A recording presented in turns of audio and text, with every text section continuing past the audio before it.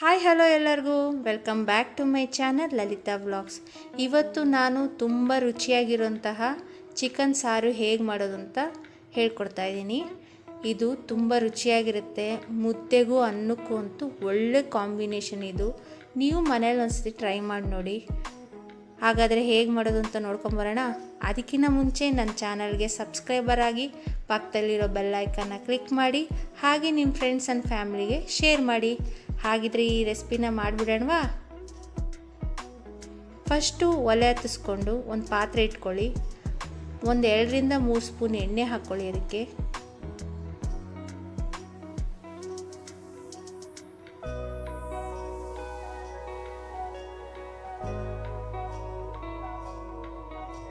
ಎಣ್ಣೆ ಕಾಯಕ್ಕೆ ಬಿಟ್ಬಿಡೋಣ.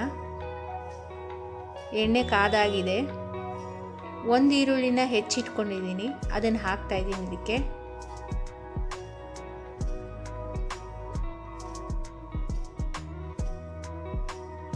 ಈರುಳ್ಳಿನ ಸ್ವಲ್ಪ ಕೆಂಪಗಾಗೋವರೆಗೂ ಹುರ್ಕೊಳ್ಳಿ. ಲೈಟಾಗಿ ಕೆಂಪಗಾಗಬೇಕು.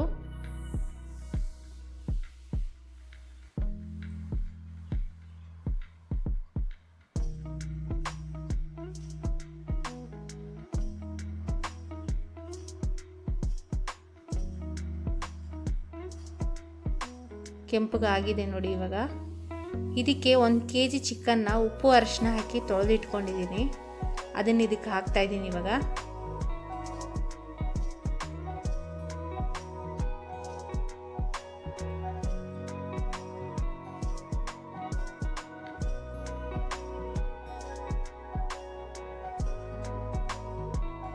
ರುಚಿಗೆ ತಕ್ಕಷ್ಟು ಉಪ್ಪು ಹಾಕ್ಕೊಳ್ಳಿ.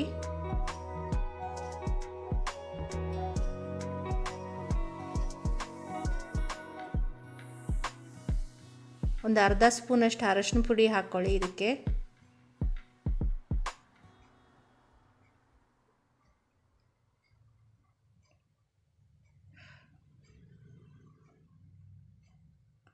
ಎಲ್ಲ ಮಿಕ್ಸ್ ಮಾಡ್ಕೊಂಬಿಡಿ. ಉಪ್ಪು ಅರಿಶಿನ ಎಲ್ಲ ಚೆನ್ನಾಗಿ ಕಲಿಬೇಕು. ಇದಕ್ಕೆ ಕಲಿಸ್ಕೊಂಬಿಡಿ ಚೆನ್ನಾಗಿ.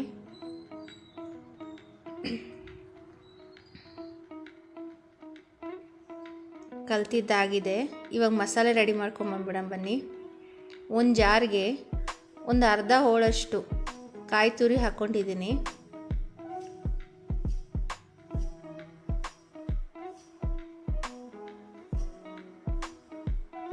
ಆಮೇಲೆ 1-2 ಗಡ್ಡೆ ಬೆಳ್ಳುಳ್ಳಿ ಅದನ್ನು ಹಾಕ್ಕೊಂಡಿದ್ದೀನಿ. ಇದಕ್ಕೆ 1-2 ಇಂಚಷ್ಟು ಶುಂಠಿ ಅದನ್ನು ಹಾಕ್ಕೊಳ್ಳಿ. ಆಮೇಲೆ 1 ಈರುಳ್ಳಿ ಅದನ್ನು ಹಾಕ್ಕೊಳ್ಳಿ. 2 ಟೊಮೊಟೊ ಅದನ್ನು ಹಾಕಿದ್ದೀನಿ. ಒಂದು 3ರಿಂದ 4 ಚಕ್ಕೆ,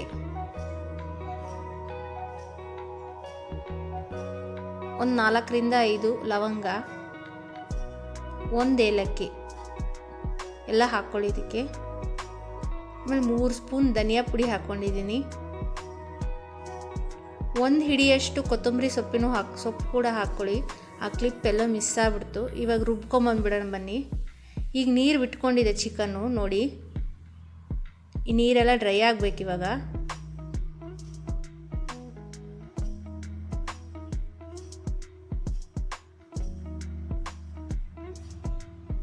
ನೋಡಿ ನೀರೆಲ್ಲ ಡ್ರೈ ಆಗಿದೆ. ಇವಾಗ ನಿಮಗೆ ಖಾರಕ್ಕೆ ಎಷ್ಟು ಬೇಕೋ ಅಷ್ಟು ಖಾರದ ಪುಡಿ ಹಾಕ್ಕೊಳ್ಳಿ. ನಾನು 1-2 ಸ್ಪೂನ್ ಖಾರದ ಪುಡಿ ಹಾಕ್ಕೊಂಡಿದ್ದೀನಿ. ಇಲ್ಲಿ ಚೆನ್ನಾಗಿ ಮಿಕ್ಸ್ ಮಾಡ್ಕೊಂಬಿಡಿ.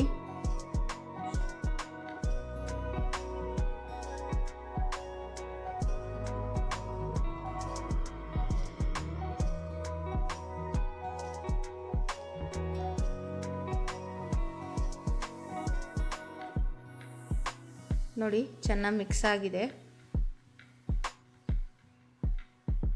ಈಗ ಮಸಾಲೆ ರುಬ್ಬಿಟ್ಕೊಂಡಿದ್ವಲ್ಲ ಅದನ್ನು ಹಾಕ್ತಾ ಇದ್ದೀನಿ ಇದಕ್ಕೆ. ಇವಾಗ ಈ ಚಿಕನ್ಗೆ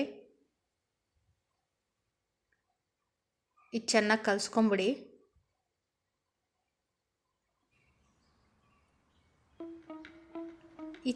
ಇದು ಮಸಾಲೆ ಎಲ್ಲ ಹಸಿ ವಾಸನೆ ಹೋಗೋವರೆಗೂ ಚೆನ್ನಾಗಿ ಹುರ್ಕೊಳ್ಳಿ.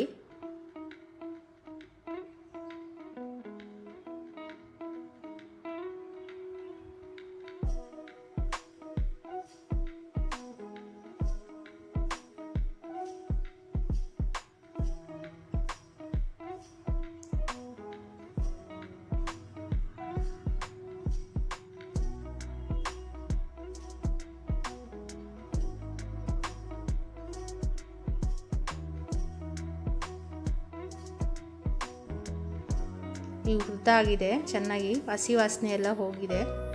ಇದಕ್ಕೊಂದು 3ರಿಂದ 4 ಕಪ್ಪಷ್ಟು ನೀರು ಹಾಕ್ತಾಯಿದ್ದೀನಿ.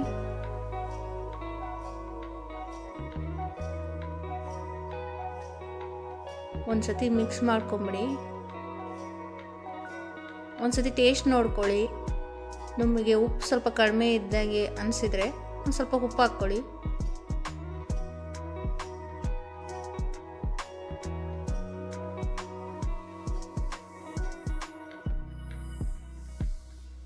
ಇದು ಬೇಯಕ್ಕೆ ಬಿಟ್ಬಿಡಿ.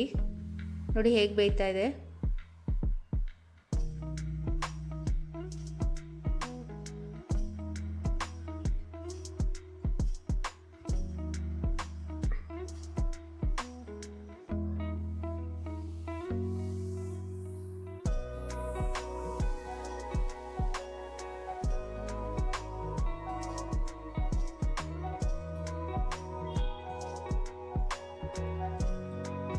ನೋಡಿ ಇವಾಗ ಚೆನ್ನಾಗಿ ಬೇಯ್ತಾ ಇದೆ.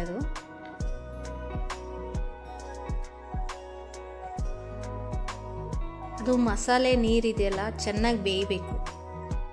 ಸಾರು ಚೆನ್ನಾಗಿ ಬೆಂದರೆ ಟೇಸ್ಟ್ ತುಂಬ ಚೆನ್ನಾಗಿರುತ್ತೆ. ಇವಾಗ ಇದಾಗಿದೆ, ಗ್ಯಾಸ್ ಆಫ್ ಮಾಡ್ಕೊಂಬಿಡೋಣ. ನೋಡಿ ಈ ಥರ ಸಿಂಪಲ್ಲಾಗಿ ತುಂಬ ಚೆನ್ನಾಗಿರುತ್ತೆ. ನೀವು ಮನೇಲಿ ಮಾಡಿ ನೋಡಿ. ಹಾಗಾದರೆ ನಾನು ಬರಲಾ?